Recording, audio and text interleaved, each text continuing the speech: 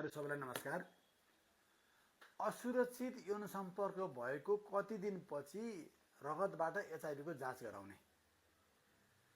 हिजो म कहाँ एकजना पेसेन्ट आउनुभयो। डाक्टर साहब, मेरो आजभन्दा 1 वर्ष अगाडि असुरक्षित यौन सम्पर्क भएको थियो। मैले 4-5 ठाउँमा 4-5 पटक एचआइभीको टेस्ट गराइसकेँ, जहाँ पनि नेगेटिभ आउँछ, तर मलाई एचआइभीको डर लागिरहेको छ भन्न म कहाँ आउनुभयो। डाक्टर साहब, हजुरले मलाई कन्फर्म गरिदिनु पर्यो भनेर भन्नुभयो। यहाँहरू सबैलाई म के जानकारी गराउन चाहन्छु भने एचआइभीको टेस्ट असुरक्षित यौन सम्पर्क भएको 2 हप्तामा न्याट टेस्ट अथवा न्युक्लिक एसिड टेस्ट चाहिँ 2 या 14 दिनमा गराउने पहिलो टेस्ट भनेको। दोस्रो टेस्ट भनेको 4th generation antigen antibody test 4 देखि 6 हप्तामा गराउने। तेस्रो जाँच भनेको एन्टिबडी टेस्ट, त्यो चाहिँ 12 हप्ता अथवा 3 महिनामा गराउने।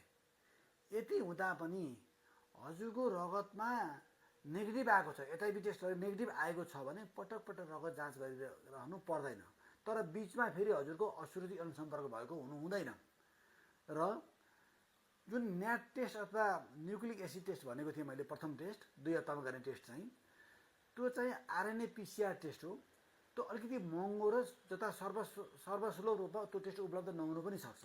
यदि हजुरहरूलाई छाला तथा यौन रोग सम्बन्धी कुनै जिज्ञासा भएन कमेन्ट बक्समा छोडिदिनु होला।